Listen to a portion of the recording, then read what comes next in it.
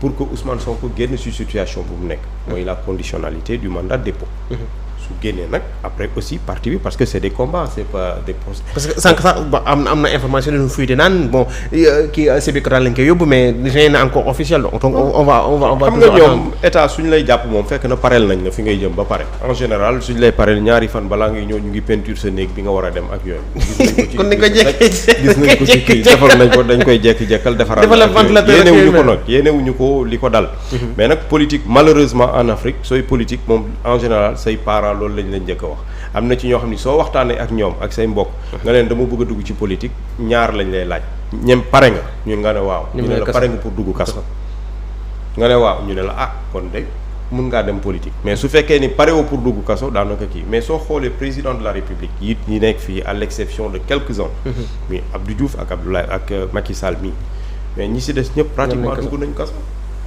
Abdoulaye ñaata yoon la dugg kaso mais Cheikh am na ko fi wax naan Sonko su ñamoon kaso du nekk président kon xam nga kaso moom kaso dama jàpp ne c'est l'antichambre du palais pour président yu bëri ci àdduna balaa ñuy la dégg monsieur le président dañoo jaar kaso te récemment rek bon Lula da Silva au niveau du Brésil il l'avait connu il avait été président une fois mais après dem na kaso génnaat parce que parfois kaso boo fa duggee ba génn tu sors tu reviens en force te mën nga am lu ne te dama jàpp ne kaso xam nga lan mooy la honte par exemple que quelqu'un peut avoir d'aller en prison peut-être c'est d'avoir fait des choses yoo xamante nii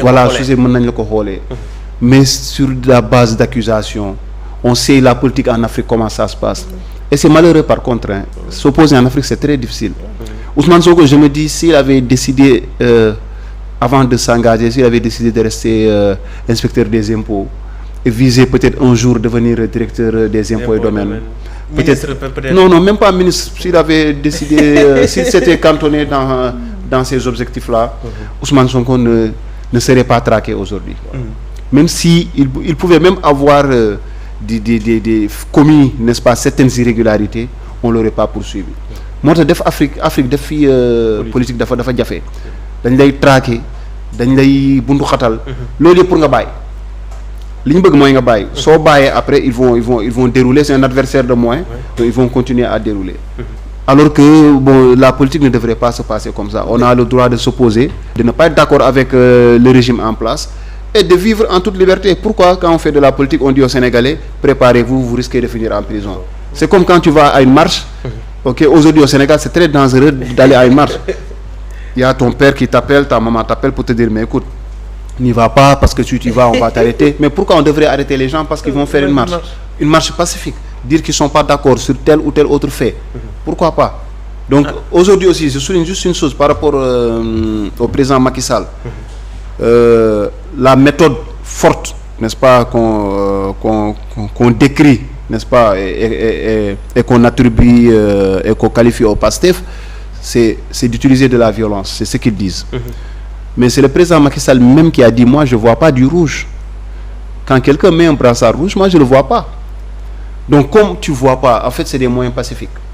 On te présente des moyens pacifiques, tu dis que tu vois pas. Au contraire, il aurait dû encourager cela, comme l'a fait le président Abdoulaye Wade. Dire les gars, écoutez, quand vous êtes fâchés, vous avez le droit de manifester, ne cachez rien, faut pas casser, mettez un brassard rouge, je vais comprendre que vous êtes énervé, on va, voilà, faites, je sais pas, déposer pour vos doléances autres. Ok, mais aujourd'hui, il dit qu'il voit pas ça. Donc comme ils ne voient pas, maintenant les jeunes, eux, ils ont compris le message autrement. Ils se sont dit, bah, écoute, si lui n'est pas en mesure de voir par des actes pacifiques, peut-être que si on fait autre chose, peut-être qu'on va se faire entendre. Et malheureusement, ils se font entendre de la mauvaise manière, bien sûr. C'est des actes qu'on n'encourage pas. La violence est à bannir, mais aussi, faut pas interdire aux gens aussi, n'est-ce pas, de manifester ou bien de faire ce qu'ils ont à faire. D'accord. Vraiment waxtaan wi neex la, on aurait bien vraiment aimé continuer, mais lu ñu cëraloon ci waxtu la ñu daal di matal. Lamine, xam naa fi ñuy jeexale rek comme je l'ai dit tantôt, yéen ay acteurs politiques ngeen. Léegi nag conseils yi nga xam ne xëy na war ngeen ko mën a jox ci ñëpp ñi nga xamante jamono ji aussi ñoo ngi ci réew mi di gis situation bi ni nga xamante noonu lay tëddee, rawatina ay farandoo Ousmane Sonko ci jamono ji nga xamante ne téye nañ ko ndax def nañ ko sous mandat de dépôt. On nous signale vraiment des séries de manifestations. Jamono ji yow ban message nga mën a lancer ci ñëpp ñi nga xamante ne ñoo ngi seen rawatina ay farandoo Ousmane Sonko ak ñi fay bàyyi xel. Naqarlu li leen dal xam ni tiis la, parce que aussi ñoom ci seen bopp yaakaaruñu woon ni lii dina pour mun a dal ci seen kii, mais champ politique la. politique moo mel nii. politique nag moom des fois da ngay dem ci kii quoi, lu ñu naan c'est l'affaire des gladiateurs. Tu donnes des coups, tu en reçois. Mais aussi cela ne veut pas dire que par exemple que affaire bi des fois mun na bañ a nekk ci mbedd bi. mais mun na nekk aussi dans une juridiction sur le plan politique. su ngeen bëggee xeex bu leen xeex ci mbedd bi, da ngeen di xeex ci kii, mun ngeen taw manifester de manière pacifique. parce que pouvoir bi yàlla rek moo koy joxe. te yàlla moo xam ki koy jox, ki koy jël kan la. kenn xamul. président Macky Sall il y a 20 ans ku ko newoon da ngay nekk président du Sénégal bu ko gëm. donc yéen aussi gëm leen li ngeen gëm taxaw ci. ñun aussi ñun moom la ñu gëm, moo tax ñu créer suñu parti. di remercier aussi sama président de parti monsieur Khalidou Niass honorable ak waa kii yëpp waa parti africain pour la souveraineté. pour aussi simplicité bi ak li ñu ma jox, parce que autorisation bi ñoo ma ko jox ma ñëw fii. en tant que secrétaire général. di remercier ñoom maître Diouf, di remercier aussi ñoom docteur Diouf, di remercier ñoom Fama, ñoom ñëpp ak ñoom Dégène vraiment, ak les jeunes Pape Amadou Fall. ak aussi les Wassa, parce que vraiment gis naa liggéey bu ñuy liggéey pour suñu massification. te aussi dafa am loo xamante ne il fallait que ma wax ko pour la jeunesse, parce que ñoom dañu ñëw ak un programme pour la jeunesse boo xamante ni par exemple ñoom nee nañu suñu commencé wàcc ci terrain bi dinañ ko won jeunesse bi, wax ko ak jeunesse bi. mooy lan, def li nga xamante ne financement yi dinañu liggéey ak banques yi nga xamante ne état du Sénégal dina def de sorte que étudiants yi ñi nga xamante ne dañuy jàng fii, au lieu que ñuy dem France di fa jàng wala ñuy dem ci beneen dëkk di fa jàngi, dinañu ubbi fii filière yoo xamante ne dañ leen di defal accès au crédit nga xamante ni soo liggéeyee ñu jox la benn montant. par exemple mun nañ la jox 5 millions 10 millions su bés boo liggéeyee nga koy fay ndànk-ndànk. donc loolu aussi dafay créer des opportunités pour ces jeunes là. mais ñi nga xamante ne aussi par exemple amuñu kii ñu encadrer leen. du ay programme yoo xam ne dañ koy def, mais dañ koy def ak banque bi nga xamante ni banque dina la mun a lebal xaalis nga liggéey, mais à condition aussi nga jël xaalis bi, su ko defee nga mun ko fay, muy xaalis boobu di tourner, ñu koy jël soo fayee ñu jël ko jox ko sa morom. donc loolu aussi programme la boo xam ne ñun dañ ko bëgg a defal jeunes yi pour ñu toog fii, parce que fii tey nit ñaa ngi jóge fu nekk ci àdduna di ñëw fii pour liggéey si. donc da ngay gis des fois nit bu jóge Europe ñëw fii donc il se fait de l'argent. nit ñi jóge ci sous-région bi di ñëw Sénégal di am, non pourquoi pas jeunes yi yaakaar ni war nañu mun a jóge fii, war nañu mun a toog fii ba pare def xaalis. di remercier aussi samay sœurs, parce que dama am ay militantes yoo xamante ne xam nga man politicien la. ngeen baal ma rek ngeen baal ma rek ma remercier ñii, parce que aussi dama am ay sœurs yoo xamante ne vraiment comme ñun ñu ngi aussi kii allons suñu base au niveau de la France. di remercier mon ami mon frère Omar Aïdara ak soxnaam Mariam Diakité, Aminata Diakité, ak aussi Kadjetou ak Roxé Diakité. ñoom aussi ñu ngi ñuy taxaw di ñu jàppale ci loolu. di remercier waa commune Gueule Tapée Fass Colobane, spécialement le conseil municipal. di remercier aussi sama sœur sama xarit Koumba Silla nga xamante ni moom mu may jàppale au sein du Nord Foire, ak aussi waa zone de captage ñi nga xamante ni foofu lañu dëkk. di waxtaan ak ñoom guddi bu nekk sur les questions ak problème mu dëkk bi, lu ñu xalaat aussi des fois dañuy dem échanger ak ñoom jeunes yi di xool ñu jàpp ci. donc maa ngi leen di remercier yéen aussi waa Sénégal TV vraiment monsieur Jérôme et monsieur Cheikh. merci beaucoup pour l'invitation. jaajëf mu nekkoon Lamine Sène secrétaire général parti bii di parti africain pour la souveraineté PAS. Cheikh fi may daanelee yow nag du ma la may sax nga sërxali énergie ndax xam naa moom soo fi commencé wax sax soo moytul. Mais juste genre le mot de la fin par rapport à ce que ça passe aussi le message il doit quand même être lancé parce que les séries de manifestations commencent nañ heureusement pour l'instant qu'on n'a pas entendu de diw dee na te jamono ji moom sa manifestation daan am. J'ai une information à vérifier. Il paraît qu'à Pikine Est il y a un manifestant qui a perdu la vie. Aïe. Donc voilà, à vérifier. À vérifier.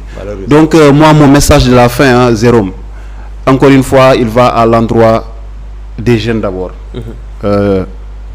Il faut que les gens comprennent que tant qu'il y a la vie, il y a espoir. Effectivement. Si le Sénégal s'était arrêté quand on a perdu Mamadou Dia, n'est-ce pas, quand il a fait l'objet d'un complot, n'est-ce pas, qui a amené à son emprisonnement, et que des années plus tard que le peuple sénégalais se rende compte que vraiment les chefs d'accusation portés contre lui n'étaient pas avérés, mais le Sénégal a continué de vivre. Donc on ne va pas s'en arrêter à ça. Mais aussi, Victor Hugo a dit, ceux qui vivent, ce sont ceux qui luttent. Ce sont ceux qui luttent qui vivent. Donc, encore une fois, quand on vit et qu'on n'a pas de combat, on n'a pas de cause et qu'on ne défend rien, c'est à se dire que vraiment, à quoi beau vivre alors? Donc pour vivre, il faut vraiment se battre. Et il faut se battre, maintenant, je ne dis pas qu'il faut se battre avec la violence, mais il faut se battre autour, n'est-ce pas, de projets, autour de causes, autour de principes. Mais encore une fois, rappeler à nos gouvernants que ce pays-là n'est pas le leur forcément, à eux exclusivement. C'est le nôtre. Et que le dernier mot revient au peuple. Le peuple sénégalais a la liberté de décider de son destin, encore une fois. Donc voilà le message que j'avais à lancer. Et j'espère qu'il sera entendu et que nous autres Sénégalais, et que nous allons continuer à vivre dans la paix et la sérénité et continuer à rester un exemple de démocratie en Afrique. Espérons que ce qui s'est passé au Niger voilà,